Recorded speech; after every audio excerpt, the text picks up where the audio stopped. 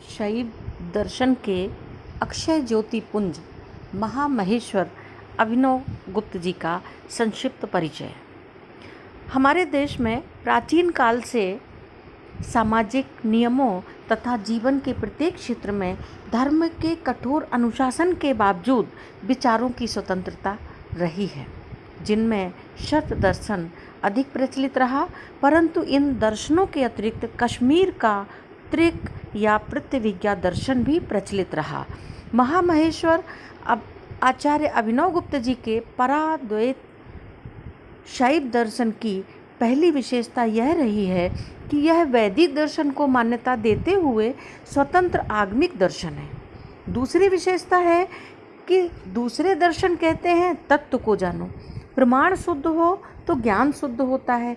जो दर्शन प्रमाण जानने पर अधिक बल देते हैं वह प्रमात्र दर्शन है, जिससे अधिकांश विचारक साधक अनभिज्ञ हैं। प्रत्यविज्ञा दर्शन भारतीय आध्यात्मिक चिंतन का चूड़ामणि है।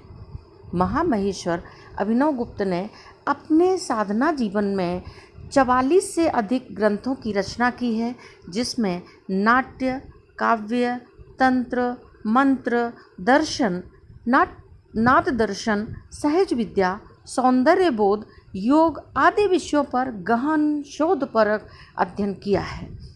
अभिनव गुप्त जी जैसा अद्वितीय पंडित दूर दूर तक कहीं दिखाई नहीं देता। अभिनव गुप्त के समय कश्मीर धर्म, अध्यात्म, कला, संस्कृति, दर्शन के क्षेत्र में प्रतिष्ठित रहा है। यह धर्म दर्शन की साधना स्थली बन चुकी थी। अभिनव गुप्त जी के समय शिव की तरह लोग उनको पूजते थे।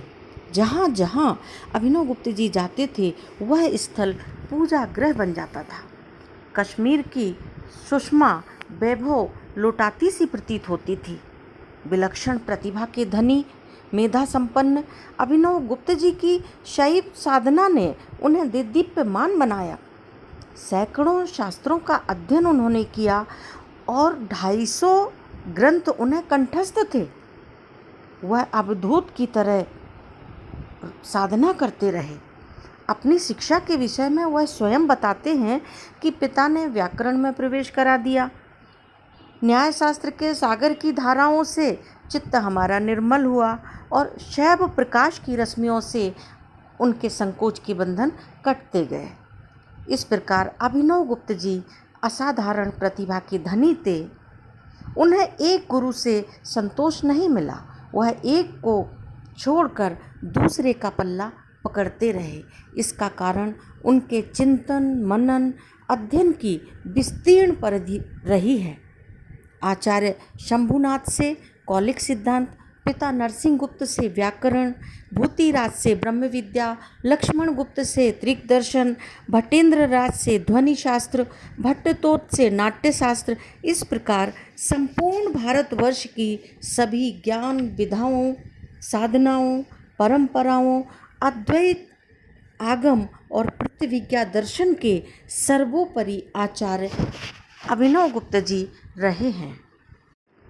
उनकी प्रमुख रचनाओं में तंत्रालोक, तंत्रसार, बोध पंचदशिका, मालिनी विजय वार्तिका, परात्रिंशिका, तंत्रवट धानिका, ध्वन्यालोक लोचन, अभिनव भारती, भगवत गीतार्थ संग्रह, परमार्थ सार, ईश्वर प्रत्यविज्ञा विमर्शनी, क्रम स्तोत्र, देहस्थ देवता चक्र स्तोत्र, भैरव स्तोत्र, परमार्थ द्वादशिका, परमार्थ चर्चा, अनुभव निवेदन, रहस्य पंचदशिका, पंच श्लोकी, क्रम केली, कथा मुख तिलक, परमार्थ संग्रह, बिंब प्रतिबिंबवाद, तत्वाद्व प्रकाशिका, देवी स्तोत्र विवरण, लहबी प्रक्रिया आदि अनेक ग्रंथों के रचयिता रहे हैं। अभिनव गुप्त जैसा अद्वितीय पंडित दूर दूर तक दिखाई नहीं देता। उनका प्रमुख ग्रंथ तंत्रालोक 12 खंडों में शैव दर्शन के समस्त पक्षों का बृहद ग्रंथ है। इस प्रकार अभिनव गुप्त जी का तंत्रालोक शैवागम का विश्वकोश है। कुल, क्रम, सावित्रिक सभी पद्धतियों के साथ इसमें विज्ञान भेद, अनुपात, प्रक्रिया, शांभव, शाक्त, आणवोपाय, कालाध्वा और देशाध्वा आदि विषयों का निरूपण किया गया है। 37 आह्निकों का विस्तार से वर्णन मिलता है। मालिनी विजय तंत्र इस दर्शन का उपजीव्य ग्रंथ है। शिव सूत्रों पर आधारित यह शिव दृष्टि है। स्वच्छंद तंत्र इसका उल्लास है। तंत्र शास्त्र का चूड़ामणि तंत्रालोक है। अभिनव गुप्त सारस्वत मार्तंड हैं। उनकी वाणी का रश्मिपुंज हृदय कमल को खिला देता है। मोक्ष की लक्ष्मी जागृत हो जाती है। वह कहते हैं कि अपने हृदय के देवता के मुख में दी गई आहुति ही सच्ची अग्नि में दी गई आहुति है।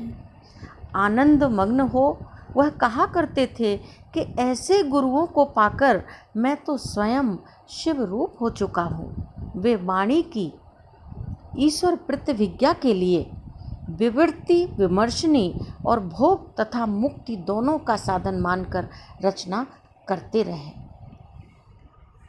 इस प्रकार महामहेश्वर अभिनवगुप्त ऋषि अगस्त, याज्ञवल्क्य, भरत मुनि, कालिदास, भर्तृहरि, कबीर सबके व्यक्तित्व के एक साथ ज्योतिपुंज बनकर चमके हैं। भारतीय दर्शन को एक शाश्वत दिशा निर्देश करने वाले अभिनवगुप्त जी को प्रणाम। ओम शिव।